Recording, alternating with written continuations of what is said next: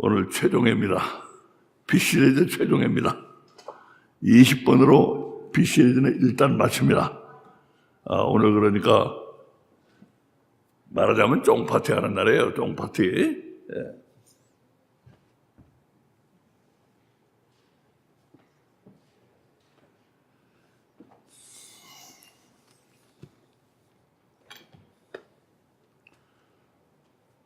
영문 노래의 황홀한 초대 B시리즈. 오늘 이제 마지막 회 오늘 하려고 합니다. 하나님 잘 믿고 세상을 제대로 사십시오. 하나님 잘 믿고 세상을 제대로 사십시오 하고 선포하다가 권력자의 비위를 거슬려서 감옥에 갇히고 결국 죽음을 피하지 못한 채 죽기 얼마 전에 세례 요한이 제자들을 예수님께 보내서 물었습니다. 죽기 얼마 전에 오실 그이가 당신이니까? 아니면 우리가 다른 일을 기다리니까? 절실한 질문이에요. 절실함이 절절히 담겨있는 질문이에요.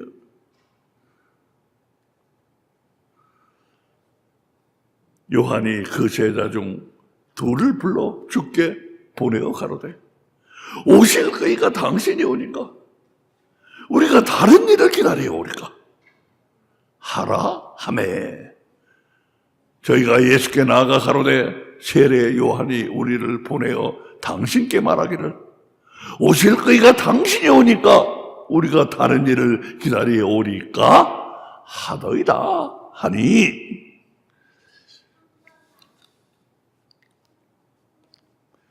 갈릴리 시골의 목수 예수님이 30세에 세상에 나오실 때 요한에게 세례를 받으신 것 때문에 예수님의 제자 사도 요한과 구별해서 세례 요한이라고 불리는 요한은 마음이 답답했습니다.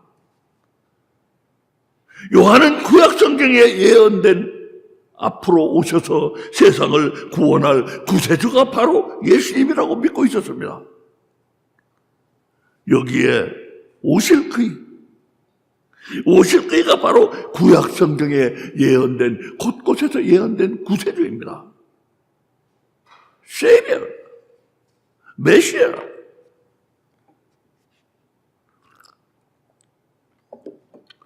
이것이 예수님이 세례 요한에게 세례 받으시던 때 예수님이 요한에게 세례 받으시던 때 세례 요한 자신의 입으로 예수님에 대해서 증거한 말입니다. 증거한 말 한번 보세요.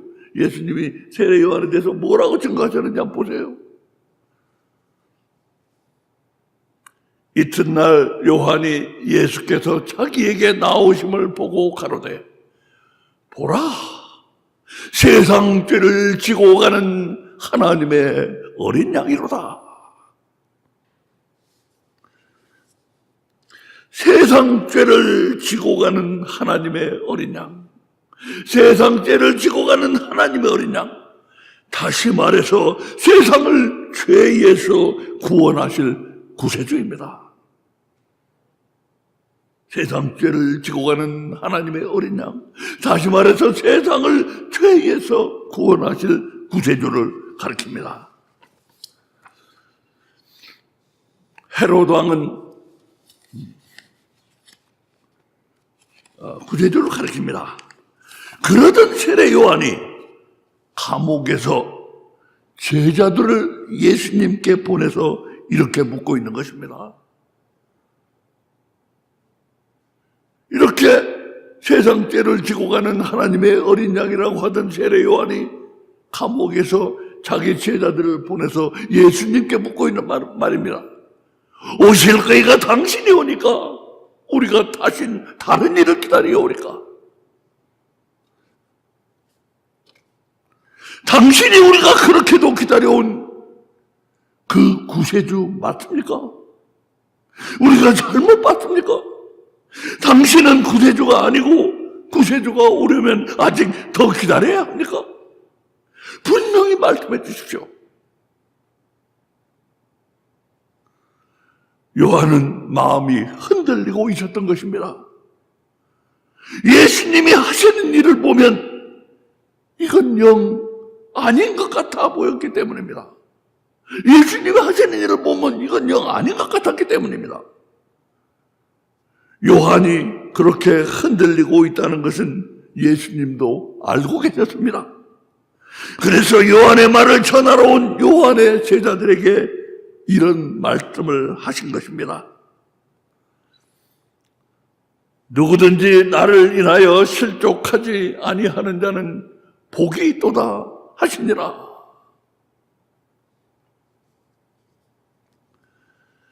세례 요한은 물론 실족해서 넘어질 그런 허약한 믿음이 아니었습니다.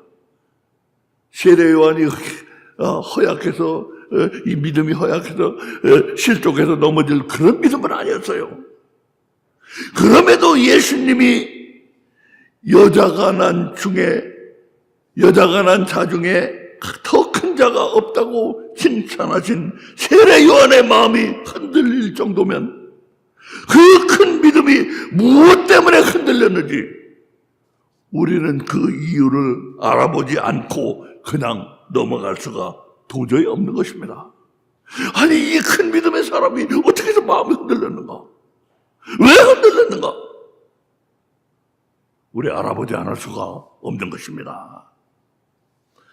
그래서 오늘 우리의 이야기는 두 개의 핵심이 있는데 이것이 바로 그 두 핵심 중에 하나입니다. 두 개의 핵심이 있는데 핵심 중에 하나가 이겁니다. 핵심 1. 세례 요한은 세상의 구세주로 믿었는데도 예수님을 세상의 구세주로 믿었는데도 왜 마음이 흔들리지 않을 수가 없었는가? 예수님을 세상의 구세주로 믿었는데도 왜 마음이 흔들리지 않을 수가 없었는가?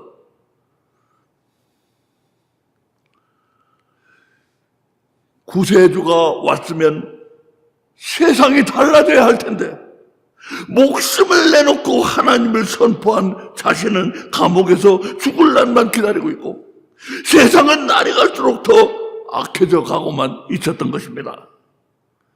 특히 지도층의 악이 극에 달했습니다. 헤롯 왕은 자신의 이복 동생이 멀쩡히 살아있는데도 동생의 간드러진 아내 헤로디아가 꼬리치는 것에 그만 홀딱해서 동생 아내와 결혼하는 극악무도한 불륜을 저지른 것입니다. 자, 제가 여기서 여러분에게 한 가지 중요한 질문을 던지겠습니다. 세례 요한의 오류, 잘못, wrongful thinking. 세례 요한의 오류, 잘못, wrongful thinking이 무엇인지 지적할 수가 있습니까, 여러분? 뭡니까? 구세주가 왔으면 세상이 달라져야 할 텐데 목숨을 내놓고 하나님을 선포한 자신은 감옥에서 죽을 날만 기다리고 있고 세상은 날이 갈수록 더 악해져 가고만 있었다. 특히 지도층의 그 악이 극에 달했다. 그래서 세례 요한은 마음이 흔들리고 있었습니다. 당신이 구세주가 맞습니까? 자, 세례 요한의 오류가 무엇입니까? 세례 요한은 맞습니까? 오류가 뭡니까? 세례 요한의 오류는 한마디로 정리할 수가 있습니다. 세상에서 구원을 읽으려고 한 것입니다. 세상을 보고 거기서 구원을 읽으려고 한 거예요. 세상을 보고서 구원이 일어나고 있는가 안 일어나고 있는가를 판단하려고 한 것입니다. 세상이란 집단이 구원의 표준이 되었습니다. Standard for Salvation. 세상이란 집단이 구원의 표준이 되었습니다. 예수님의 이 말씀이 무엇입니까? 당신이 세상의 구세주 맞느냐고 묻는 요한에게 주신 예수님의 대답은 완전 뚱딴지입니다. 예수님의 대답이 뭡니까? 당신이 구세주 맞느냐고 물었는데 요한에게 주신 예수님의 대답은 완전 뚱딴지입니다. 마침 그 시에 예수께서 질병과 고통과 및 악귀 들린 자를 많이 고치시며 또 많은 소경을 보게 하신지라 대답하여 가라사대 너희가 가서 보고 들은 것을 요한에게 고하라. 고하되 소경이 보며 안진뱅이가 걸으며 문둥이가 깨끗함을 받으며 귀머거리가 들으며 죽은 자가 살아나며 가난한 자에게 복음이 전파된다 하라. 뚱딴지 같은 답을 주신 겁니다. 당신이 구세주 맞습니까? 그 대답을 뚱딴지 같은 대답을 주신 거예요. 예수님이. 주스깨끼 같은 대답입니다. 그 우선 무엇보다도 이게 뭔 말입니까? 가난한 자에게 복음이 전파된다. 그러면 복음은 가난한 자에게 전파되어야 됩니까? 자, 그러면 이 가난한 자는 심령이 가난한 자라고 합시다. 심령이 가난한 자라고 합시다. 심령이 가난한 자가 복음을 받아들인다고 합시다. 그렇다면 심령이 가난한 자에게 복음이 전파되면 이런 기적들이 일어나야만 한다는 말입니까, 이거? 가난한 자에게 복음이 전파되면 이런 기적들이 일어나야만 한다는 얘기입니까? 소경이 보고 안진뱅이가 일어나 걷고 문둥병자는 병이 낫고 귀머거리는 듣고 죽은 사람은 벌떡 일어나고 복음이 전파되면 이런 기적들이 일어나야만 한다는 그 말씀입니까?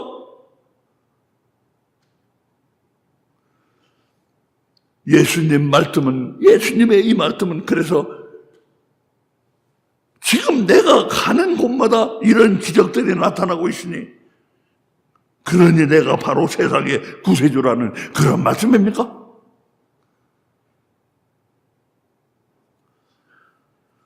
실제로 순복음교회 같은 오순절 교단에서는 펜테코스탈들은 예수님의 이 말씀을 그런 쪽으로 해석을 했습니다.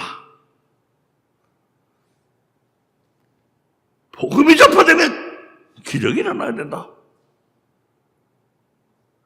그런데 만약 예수님 말씀이 기적이 일어나야 한다는 그 말씀이라면 오늘날의 교회들에서는 복음을 전하는데도 그런 기적들이 거의 전혀 안 일어나고 있기 때문에 예수님의 교회들이 아니라는 얘기가 됩니까? 아무것도 안 일어나고 있다는 거예요. 예수님의 교회들이 하나도 아니라는 겁니까? 우리 교회도 소경이 본 기적이 안 일어났어요. 그러면 예수님의 교회가 아니라는 뜻입니까?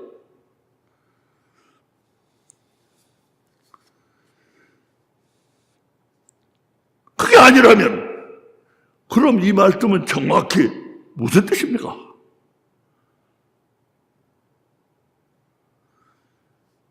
이것은 사실 우리 기독교가 확실한 뜻을 모르고 많이 헤매고 있는 말씀 가운데 하나입니다.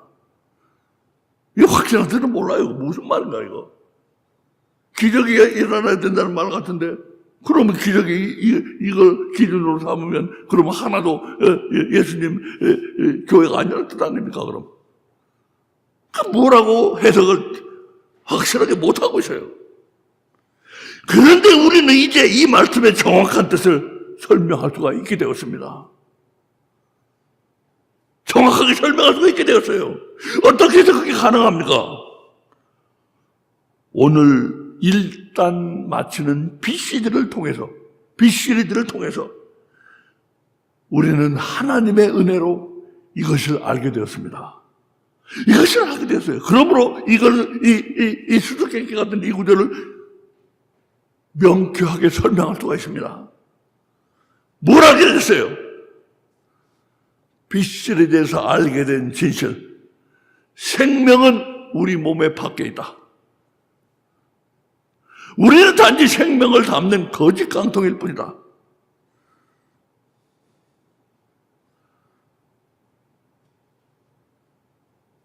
생명이 우리 몸에 밖에 있다는 생각을 지금까지 우리는 못했어요.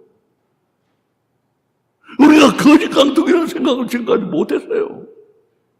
근데 우리는 BC를 통해서 이걸 알게 됐어요.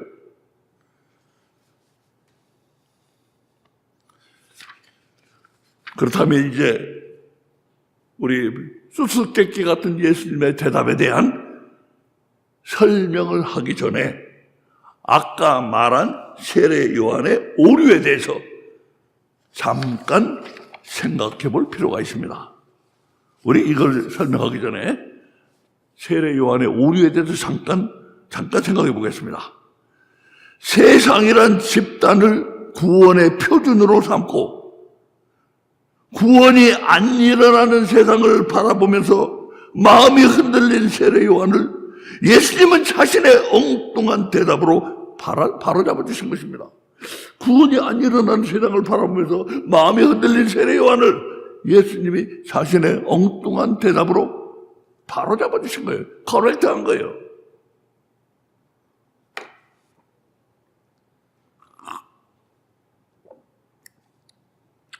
correct, rectify, 바로잡아 주신 것입니다.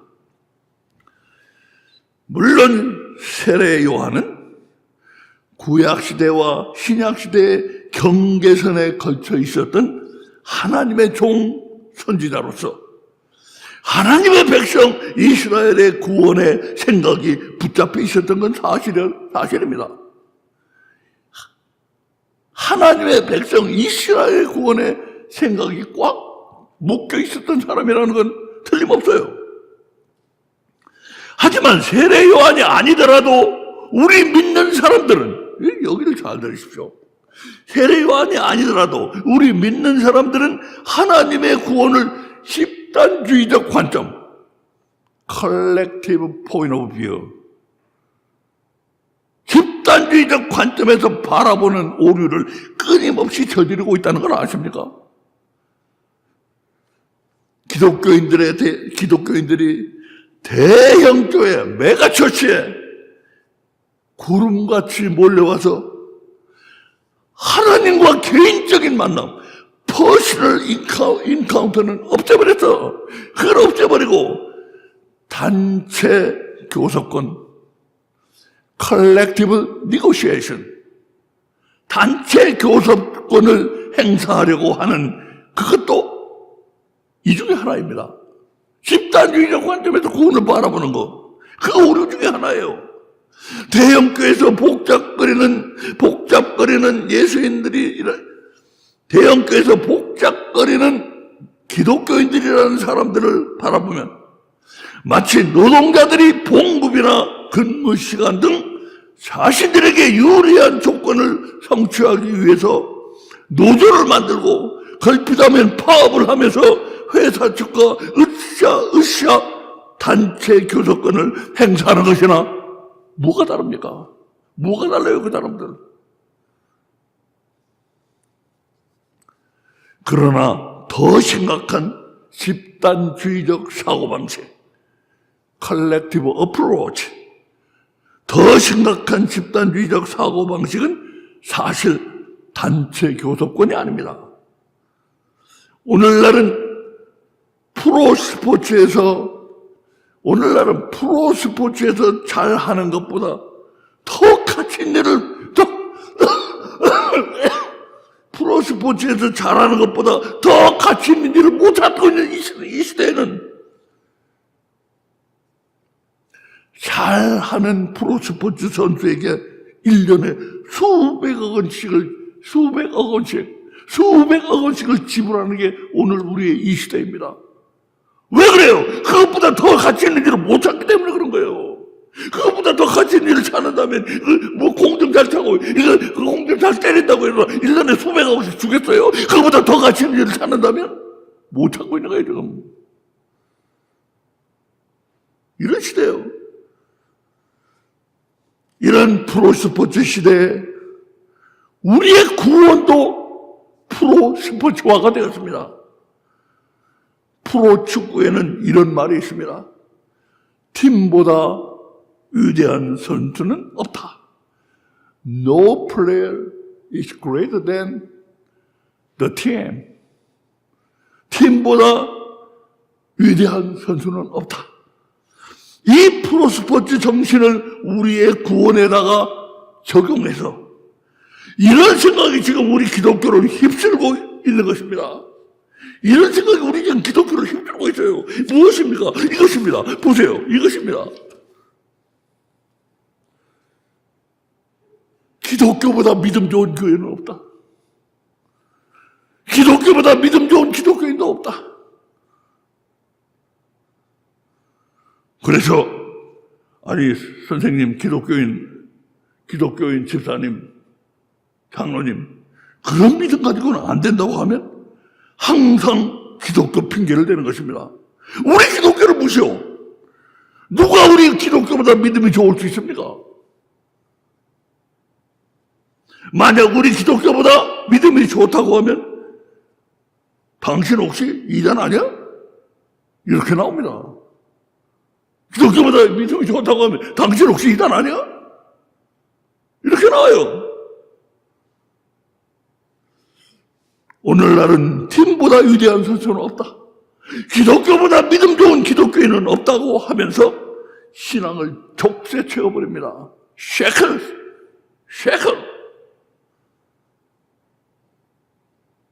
기독교보다 더 믿음이 좋아질 필요도 없고 더 믿음이 좋아지는 것도 아니고 더 믿음이 좋아지면 이단일지도 모르고 그러므로 기독교만큼만 믿음이 좋아라 이거예요. 지금 오늘날 기독교가 근데 얼마나 믿음이 없습니까? 지금은 기독교가 얼마나 믿음이 없어요. 그런데도 기독교보다 믿음 좋은 기독교인은 없다는 것입니다. 이렇게 볼 때 제 생각에는 우리 기독교는 거의 끝난 것 같이 보입니다. They are finished up. 끝난 것 같이 보여요. 기독교보다 믿음이 더 좋으면 안 돼. 근데 우리 기독교는 믿음이 하나도 없어. 그럼 뭡니까? 우리 기독교 끝난 거 아니에요, 그러면?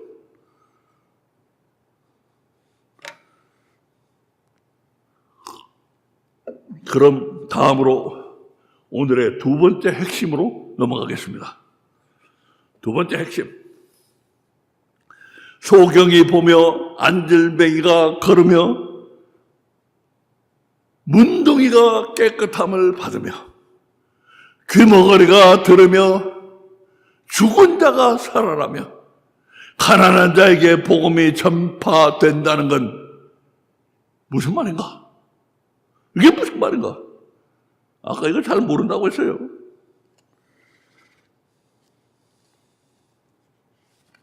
우리 기독교는 이 구절이 무슨 뜻인지 속 시원한 설명을 내놓지 못하고 있어요. 우리가 이 구절에 그처럼 막혀 있는 건 아까도 말한 것처럼 생명이 밖에 있다는 것을 모르고 있기 때문입니다. 생명이 밖에 있다는 걸 모르고 있기 때문에요. 우리는 그걸 알게 됐어요. 이것은 오늘 본문 첫 절입니다. 우리 첫 절 한번 보세요. 우리 첫 절 한번 보세요. 오늘 본문 첫 절.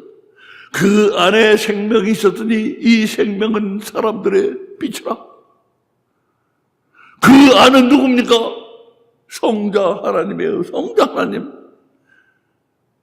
육신을 입고 땅에 오신 예수님이 하늘나라에 계실 때 성자 하나님, 그 안에 생명이 있었더니 이 생명은 사람들의 빛이라.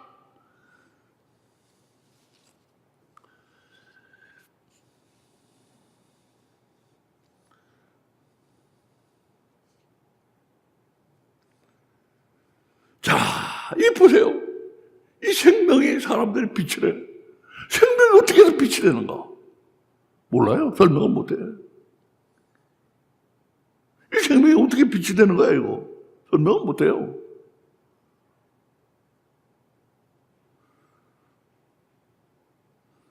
자, 제가 한 가지 설명을 드리겠습니다. 요한복음에는 이 생명이란 말이 37번 나옵니다. 이 생명이란 말이 37번 나와요. 37번. 그 중에 17번은 Eternal Life. 영생이라고 Eternal이란 말과 꼭 함께 나옵니다. 17번은. 영생, 영원한 생명이라고 꼭 함께 나와요. 나머지 18번은 의미상으로 영생을 의미한다는 걸 알 수가 있어요. Understood. 이거는 영생을 의미한다. 틀림없이 영생을 의미한다는 걸 알 수 있어요. 18번은. 17번 항상 영원한 생명이라고 같이 나오고 17번은 영생이란 의미가 분명하고 합해서 몇 개입니까? 35개요. 그런데 전부에 37개라고 했어요. 그러니까 요거 2개만 빼놓고는 다 영원한 생명이에요. 그러면 이것도 그럼 영원한 생명인가? 예수님 안에 생명이 있었는데 이 생명이 사람들의 빛이라. 그 생명이 영생이 사람들의 빛이에요? 사람들에게 와서 영생이 비치고 있어요? 이건 아무리 봐도 이거는 영생이라고 보기가 어려운 부분이 있어요. 이건 영생이라고 보기가 어려운 무리한 부분이 있어요. 예수님 안에 영생이 있는 건 맞죠. 근데 이 생명은 사람들의 빛이라. 이 생명이 사람들의 빛이 되고, 영생이 사람들의 빛이 되고 있습니까? 어디 사람들이 어디 영생의 빛을 받고 있어요. 영생이라는 게 뭔지도 모르는 사람들이 수두룩한데. 어떻게 사람들의 빛입니까, 그게, 영생이? 하나님, 예수님 안에 영원한 이 생명이 있다는 건 맞아요.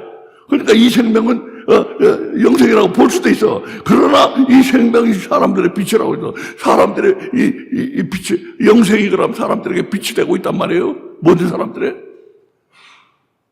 천만에요. 영생이 뭔지도 모르고 당신에게 지금 영생이 비치고 있어 그러면은 웃기고 있네. 그런 사람들 수두룩해요. 그러니 이게 영생이라고 볼 수가 없는 거라. 신학자들도 이거 영생이라고 볼 수가 없는 거예요. 그럼 이게 뭐냐? 이 생명이 뭐냐? 이 생명이 뭐냐? 이 생명은 뭐고 왜 그게 또 빛이 되느냐? 이걸 설명을 못해요.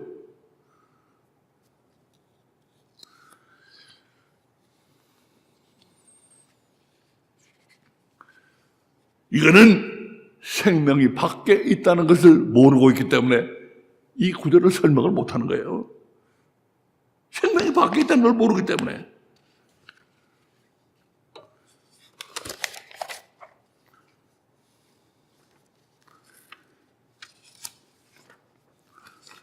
자, 이 구절은 바로 우리를 어디로 인도하는가? 창세기 1장 3절로 인도합니다. 창조 첫날의 빛. 이 빛이 그 빛이구나. 생명이 밖에 있다는 걸 아는 사람은 이 빛이 바로 창세기 1장 3절의 그 창조 첫날의 빛이구나. 보시겠습니다. 창세기 1장 3절 하나님이 가라사대 빛이 있으라 하심에 빛이 있었고 이 빛, 하나님이 세상에 빛이 있으라고 하신 이 빛, 이 빛은 무슨 빛이라고 했습니까? 하나님의 생명, 그 어마어마한 에너지예요. 하나님의 생명은 어마어마한 에너지예요. 그 에너지로부터 오는 빛. 그런데 여기서 오늘은 제가 여러 말은 안 하겠습니다만 하나님의 그 생명, 어마어마한 생명 에너지로부터 오는 빛. 근데요, 제가 최근에 봤는데 이 에너지와 포스,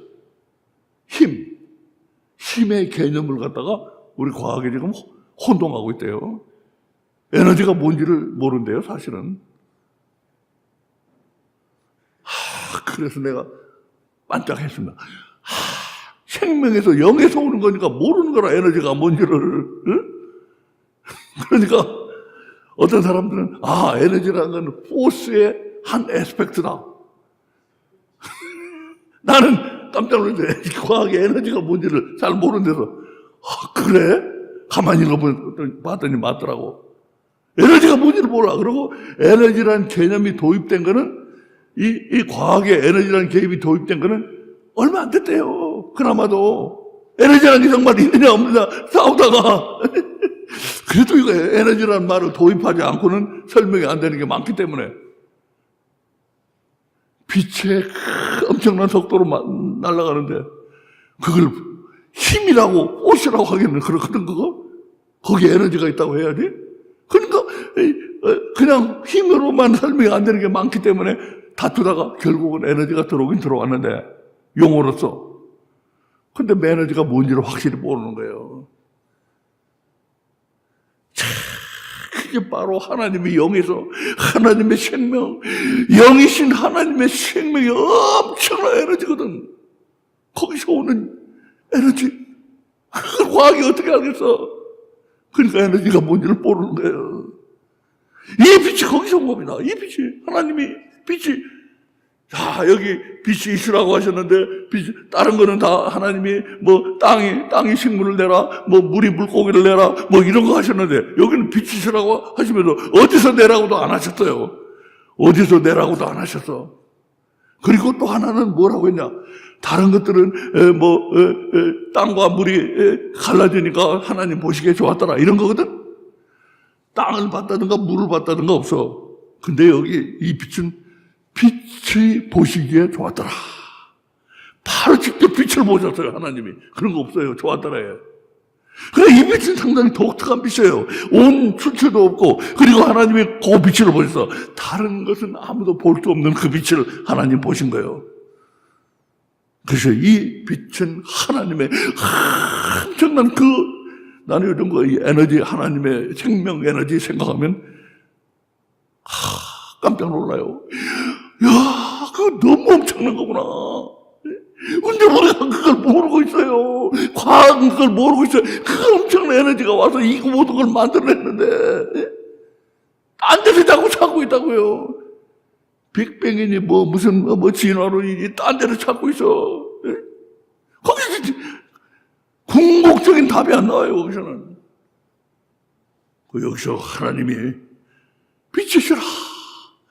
하나님의 에너지에서부터 여기서 하나님은 바로 예수 그리스도입니다. 성자 하나님이 하나님의 그 엄청난 생명 에너지로부터 빛이 세상에 빛이라. 그러니까 빛이 쫙 비친 거예요. 그 빛이 뭐가 됐어요? 이게 우리에게 생명을 주는 생명 에너지야. 우리 살 때마다 우리에게 와서 생명 에너지를 부어주셔요. 우리는 거짓 깡통일 뿐이야. 우리는 생명을 담는 그릇일 뿐이야. 그리고 하나님으로부터 온 이 빛이, 이 생명의 빛이 와서 우리가 살 때마다 와서 생명의 그릇에다 생명을 부어 담아줌으로 우리가 살아서 숨쉬고 활동하고 있는 거라고 말해요.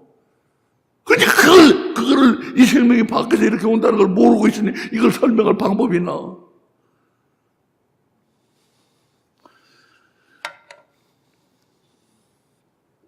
자, 근데 우리 오늘 본문에는 희한한 말씀이 나옵니다. 9절에 참빛 곧 세상에 와서 각 사람에게 비치는 빛이 있었나니, 앞에 빛은 하나님의 엄청난 생명 에너지로부터 와서 밤마다 우리에게 잘 때마다 와서 우리 생명의 그릇에 생명을 부어넣어주는 그 빛이라고 했어요. 생명의 빛이라고 했어요. 그럼 이 참빛은 뭡니까? 이 참빛이 뭐예요? 바로 이것은 하나님 자체가 이 땅에 오신 거예요. 그 빛을 보내주는 그분이 바로 그게 참빛이요. 그건 어디까지나 보내주는 빛일 뿐이고, 그 빛을 보내주는 분, 그분이 땅에 오신 거예요. 그래서 그분 참빛이에요, 참빛. 세상에 오셨어.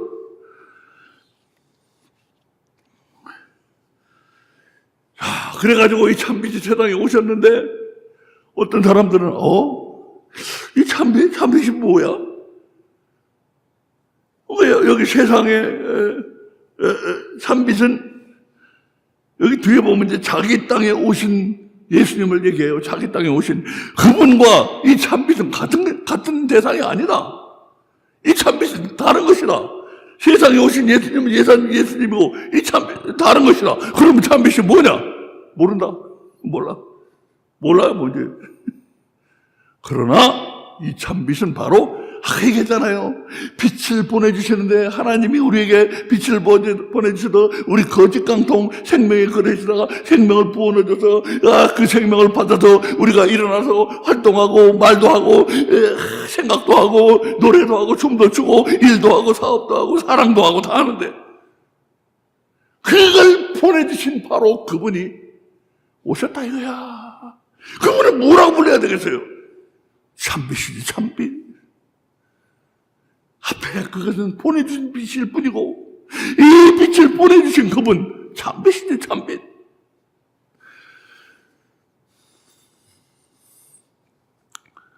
자, 그러니까 빛을 보내주신 그분 참빛이 오신 거예요. 이제 빛을 보내주신 그분 참빛이 오셨어. 왜 참빛이 오셨어요? 왜? 뭐 때문에 참빛이 오셨어? 왜? 하나님이 빛을 이렇게 보내주시는데도 모르고 죄들 힘으로 산다고 생각하잖아. 죄들이 똑똑하고 잘났다고 생각하잖아. 그게 아니다. 내가 보내준 것이다 하고 그것을 가르쳐 주시기 위해서 하나님이 땅에 오신 거예요. 참빛, 빛을 보내주신 그분이 직접 오신 거예요. 그래가지고 내가 그 빛을 다 보내줬다. 내가 너희를 살리고 있다. 내가 너희를 살리지 않으면 너희는 다 죽는다. 그거를 하나님이 가르쳐 주시기 위해서 오신 거예요. 자, 그러면 이제 우리 마지막 부분을 보겠습니다. 그게 참빛이에요. 이 구절을 보세요. 12절에 영접하는 자 곧 그 이름을 믿는 자들에게는 하나님의 자녀가 되는 권세를 주셨으니. 자, 참빛이 오면서 어떻게 됐어? 사람의 자녀와 하나님의 자녀로 갈라진 거예요. 참빛이 오면서 사람의 자녀와 하나님의 자녀로 갈라진 거예요. 그 누구냐? 그 이름을 믿는 자, 예수님의 이름을 믿는 자들은 하나님의 자녀가 됐어요. 자, 우리 여기서 그 이름을 믿는다는 게 무엇인가? 한번 생각해 보겠어요. 그 이름을 믿는다는 게 뭐예요?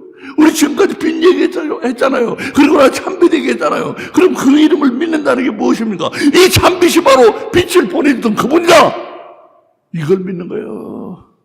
한마디로 여러 가지 설명이 가능하지만 여기서는 한마디로 이런 얘기예요. 그 빛을 보내주신 분이 바로 이분이다. 이분이 바로 참빛이다. 그걸 믿는 거예요. 그걸 믿어.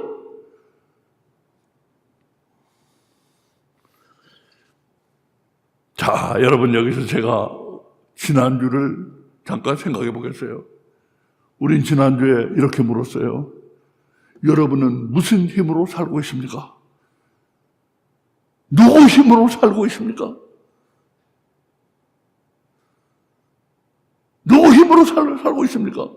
그러니까 참빛을 믿는 사람, 그 이름을 믿는 것은 바로 참빛을 믿는 건데 이 참빛을 믿는 사람은 바로 매일매일 하나님의 힘으로 내가 살고 있다는 것을 알게 된 사람이에요. 매일매일 내가 일어나서 활동하고 매일매일 살 수가 있고 매일매일 공부도 하고 매일매일 사업도 하고 매일매일 교회도 다니고 하는 이 모든 것이 다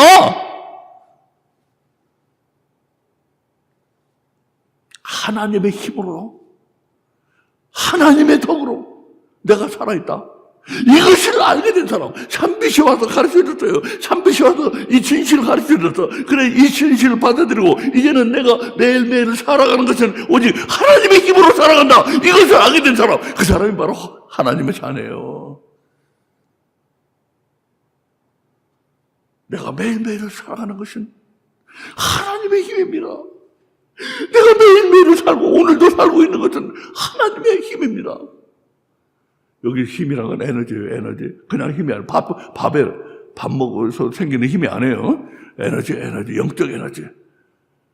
제가 매일매일 살아가는 것, 오늘도 살아있는 것 다 하나님의 힘으로 나는 이렇게 살고 있습니다. 나는 단지 거짓 깡통이고 나는 단지 생명의 그릇일 뿐인데 하나님이 나에게 생명을 매일매일 부어주셔도 내가 이렇게 살아있는 것입니다. 이것을 알게 된 사람, 그 사람이 바로 하나님의 자녀예요. 그걸 모르는 사람이 바로 사람의 자녀예요. 사람의 자녀. 하나님의 자녀와 사람의 자녀는 다 갈라집니다.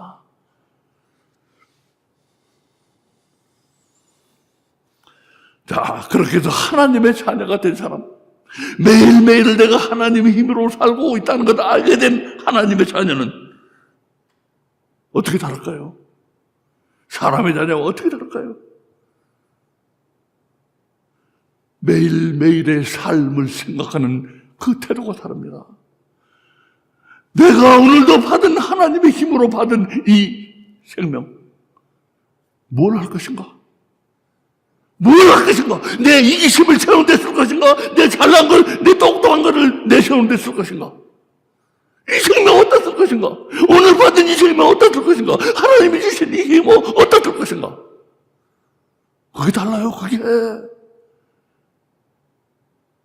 사람의 자녀는, 하나님은 다, 사람의 자녀는 그러니까 매일매일 하나님의 힘으로 살면서도 하나님의 힘이라는 걸 모르고, 그게 마치 지가 거짓 깡통이라는 것도 모르고, 지가 마치 지 힘으로 살아있는 것처럼 저를 위해서 살고, 이기심을 위해서 살고, 남을 속이기도 하고, 남을 때리기도 하고, 남을 뒤에서 칼로 찌르기도 하고, 욕심껏 살고 살아가는 게 사람의 자녀고, 제 욕심을 채우게 살아가는 게 사람의 자녀고, 하나님의 자녀는 내가 이 살아있는 게 하나님의 힘이구나. 내 이 주신, 오늘도 주신 이 힘, 이 생명으로 내가 오늘은 뭘 할 것인가? 이걸 생각하는 사람이 하나님의 자녀입니다. 우리는 빛 시대를 통해서 그 결론을 내립니다. 빛은 우리들의 생명이고 그 빛은 매일 우리에게 주어지는 하나님의 생명 에너지인데 그것이 어디서 오는가를 확실히 가르쳐 주시기 위해서 참 빛이 오셔서 예수님 우리에게 가르치셨다 이거예요. 예수님 감사합니다. 내가 이 생명 하나님으로부터 받았사오니 내가 오늘도 이 생명 하나님으로부터 받았고 내가 오늘도 이 힘 하나님으로부터 받았사오니 하나님을 위해서 살겠습니다. 하나님을 위해서 쓰겠습니다. 이것이 바로 하나님의 자녀입니다. 우리 빛시대를 총 결론짓는 한마디, 우리는 하나님을 위해 살아야 된다. 우리는 하나님을 위해 살아야 된다.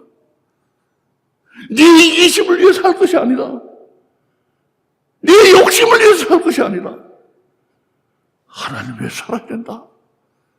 우리 이것을 가슴에 간직하고 기도드리겠습니다. 아버지 하나님 감사합니다. 우리는 이제 20회가 말로는 20회지만 긴 것들도 있어가지고 20회가 넘는 장시간을 빛시리들을 오늘로써 일단 마칩니다. 오늘 우리가 내린 결론은 빛시리를 통해서 알게 된 것은 내 생명은 나에게 있는 게 아니고 밖에서 온 것이다. 하나님으로부터 온 것이다. 내가 그 생명을 오늘도 받아서, 그 생명 에너지 오늘도 받아서 내가 이렇게 살아있다. 그 힘 받아서 내가 오늘도 이렇게 말하고 걷고 행동한다. 이것을 우리가 최종적인 결론으로 알게 되었습니다. 그래서 우리는 앞으로는 하나님을 위해 살기를 원합니다. 하나님을 다 생각하고 하나님께 이 감사함을 어떻게 갚을까? 그걸 더 생각하는 진정한 하나님의 자녀들이 되기를 원합니다. 우리 육신에도 아버지가 나에게 참 감사하고 아버지께 참 감사함을 가지고 있는 자녀들은 아버지를 어떻게 하면 기쁘게 해드릴까? 어떻게 하면 아버지께 좋은 것을 드릴까? 이런 생각을 갖게 마련인데, 우리 하나님은 아무것도 없는 거짓 깡통에다가 이 생명을 부으셔서 이렇게 살게 하고 있으니 얼마나 감사한지 알 수가 없습니다. 아버지, 하나님을 위해 살겠습니다. 감사합니다. 예수님 이름으로 기도드립니다. 아멘.